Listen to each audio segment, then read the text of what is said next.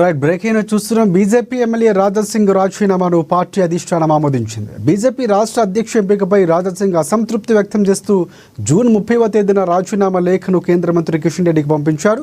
ఈ నేపథ్యంలో రాజాసింగ్ రాజీనామా లేఖను బీజేపీ జాతీయ అధ్యక్షుడు జేపీ నడ్డాకు పంపగా ఇవాళ ఆయన ఆమోదించినట్లు ప్రకటించారు. ఇప్పుడు రాజాసింగ్ ఎలాంటి స్టెప్ తీసుకుంటారు అనే రాజకీయ భవిష్యత్తును ఏ పార్టీతో కొనసాగిస్తారన్న దానిపై అభిమానులు అనుచరులు చర్చించుకుంటున్నారు.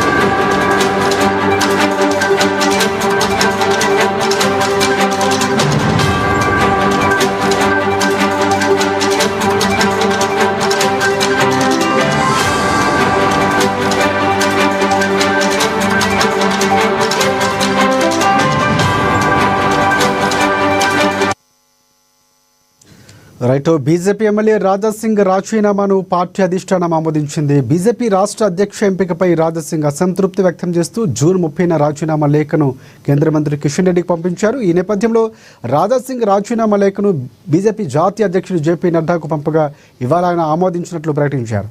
ఇదే అంశానికి సంబంధించి పూర్తి అప్డేట్స్ అందించేందుకు మా ప్రతినిధి భవిత మనకి ఫోన్ లైన్లో సిద్ధంగా ఉన్నారు. భవిత చెప్పండి. అయితే శేఖర్, బీజేపీలో రోజు రోజుకి కీలక పరిణామాలు చోటు చేసుకుంటున్నాయి. ఈ రోజు బీజేపీ అధినాయకత్వం, దేశ జాతీయ స్థాయి అధినాయకత్వం బీజేపీ ఎమ్మెల్యే రాజాసింగ్ రాజీనామా లేఖను ఆమోదిస్తూ కొద్దిసేపటి క్రితమే రాజీనామా లేఖను ఆమోదించింది. అయితే గత కొంతకాలంగా కూడా రాజీనామా లేఖకు సంబంధించి ఒక సస్పెన్స్ అయితే కొనసాగింది. ఈ రోజుతో ఆ సస్పెన్స్ కి తెరపడింది. అయితే గత కొంతకాలంగా ఏదైతే రాజాసింగ్ బీజేపీలో ఉంటూ బీజేపీ రాష్ట్ర నాయకత్వాన్ని ప్రతిసారి కార్నర్ చేస్తూ మాట్లాడినటువంటి సందర్భం అయితే మనం చూస్తూనే ఉన్నాము. అయితే గత కొంతకాలంగా ఇటు జిల్లాల అధ్యక్షులు నియమించేటప్పుడు కావచ్చు, ఇంకా మిగతా పార్టీ కార్యక్రమాలకు సంబంధించి కావచ్చు, అయితే పార్టీ యొక్క రూల్స్ కావచ్చు, పార్టీ యొక్క లైన్ కి కావచ్చు వ్యతిరేకంగా మాట్లాడమే కాకుండా ప్రతిసారి రాష్ట్ర నాయకత్వాన్ని కార్నర్ చేస్తూ మాట్లాడినటువంటి సందర్భం అయితే ఉంది. అయితే ఈ నేపథ్యంలోనే గత కొంతకాలంగా రాష్ట్ర నాయకత్వాన్ని కార్నర్ చేస్తూ మాట్లాడినప్పటికీ కూడా అది రాష్ట్ర సమస్యగానే మిగిలిపోయింది. అయితే మొన్న తాజాగా జరిగినటువంటి బీజేపీ రాష్ట్ర అధ్యక్షుడి ఎన్నిక విషయంలో కూడా రాజాసింగ్ యొక్క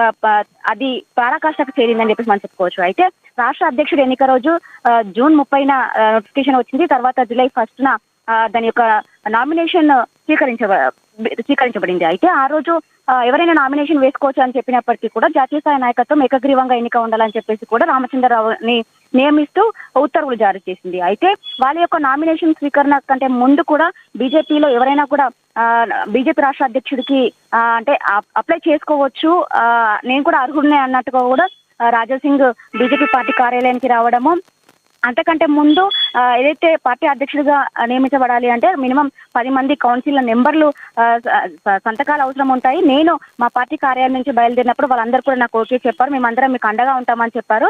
కానీ పార్టీ ఆఫీస్కి వచ్చిన తర్వాత నేను నామినేషన్ వేయడానికి కేవలం 3 మాత్రమే సంతకం చేశారు. మిగతా వాళ్ళందరినీ కూడా రాష్ట్ర నాయకత్వం బెదిరించింది, భయభ్రాంతులకు గురి చేసింది అని చెప్పేసి కూడా వాళ్ళు మీడియా ముందు వాళ్ళ ఉద్దేశాన్ని వ్యక్తపరిచారు. అయితే నేను ఉండను, ఈ పార్టీలో ఉండలేను, ఇలాంటి వాళ్ళ మధ్య అసలు ఉండడం కూడా చాలా కష్టము. ఈ మీ పార్టీకి ఒక దండం, మీకు ఒక దండం అంటూ కూడా మీడియా ముందు తన భావాన్ని వ్యక్తం చేయడంతో పాటు రాష్ట్ర అధ్యక్షుడుగా ఉన్నటువంటి కిషన్ రెడ్డికి నేను కిషన్ రెడ్డి హయాంలోనే నేతృత్వంలోనే నేను పార్టీలో జాయిన్ అయ్యాను, కావున ఇప్పుడు కూడా నేను పార్టీలో ఉండదలుచుకోలేదు కాబట్టి నా రాజీనామా లేక నేను కిషన్ రెడ్డికి అందజేస్తాను అన్నట్టు కూడా ఆ రోజు కొన్ని హాట్ కామెంట్స్ చేయడంతో పాటు వాళ్ళ యొక్క రాజీనామా పత్రాన్ని కిషన్ రెడ్డికి అందజేశారు. అయితే అప్పటి నుంచి కూడా ఈ సస్పెన్స్ కొనసాగుతూనే ఉంది.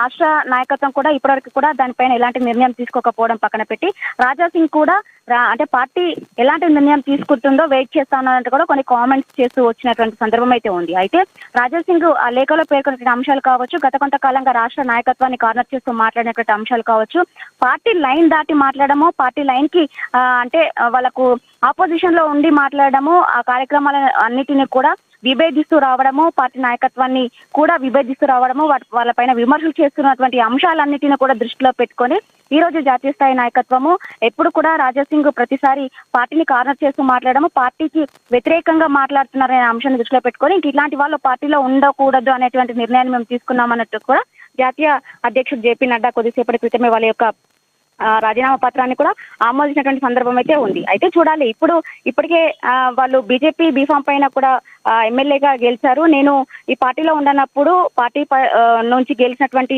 మీరు నా రాజీనామా పత్రాన్ని స్పీకర్ కి కూడా అందచేయాలంటే కూడా నేను కిషన్ రెడ్డికి వాళ్ళకు నా విన్నవించుకున్నానంటే కూడా ఆ రోజు మీడియా ముందు రాజా సింగ్ చెప్పినటువంటి సందర్భం అయితే ఉంది. అయితే ఈ రోజు పార్టీ అధినాయకత్వము వాళ్ళ యొక్క రాజా సింగ్ రాజీనామా లేఖను ఆమోదించినటువంటి నేతృత్వంలో పార్టీ అధ్యక్షుడికి సంబంధించి కావచ్చు, పార్టీలో ఉన్నటువంటి నేతలు వాళ్ళ యొక్క రాజీనామా పత్రాన్ని ఇటు జాతీయ స్థాయి నాయకత్వం ఆమోదించినటువంటి లేఖను కూడా స్పీకర్ కి అందజేయనున్నట్టుగా ఉన్నారు. అయితే స్పీకర్ ఎలాంటి నిర్ణయం తీసుకుంటారనేది మాత్రం కొంచెం వెయిట్ చేయాల్సిన అంశం అయితే కనబడుతుంది. ఎందుకంటే పార్టీలో ఉన్నప్పుడు గెలిచినటువంటి వ్యక్తి పార్టీ నుంచి సస్పెండ్ అయిన తర్వాత అంటే పార్టీకి రాజీనామా చేసిన తర్వాత కూడా వాళ్ళ యొక్క ఎన్నిక చెల్లదని చెప్పేసి కూడా ప్రతిసారి చెప్తూ ఉంటారు. అయితే ఈ రాజీనామా పత్రాన్ని స్పీకర్ ఆమోదిస్తారా లేదా, ఒకవేళ ఆమోదిస్తే మాత్రము మరొకసారి బై ఎలక్షన్స్ కి వెళ్లాల్సి వస్తుంది గోషామాల్ నియోజకవర్గం నుంచి. అప్పుడు కూడా ఎలా ఉంటుందని మాత్రం ఇప్పుడు మళ్ళొక సస్పెన్స్ అయితే కొనసాగుతుందని మనం చెప్పుకోవచ్చు. Thanks for updates Bhavitha.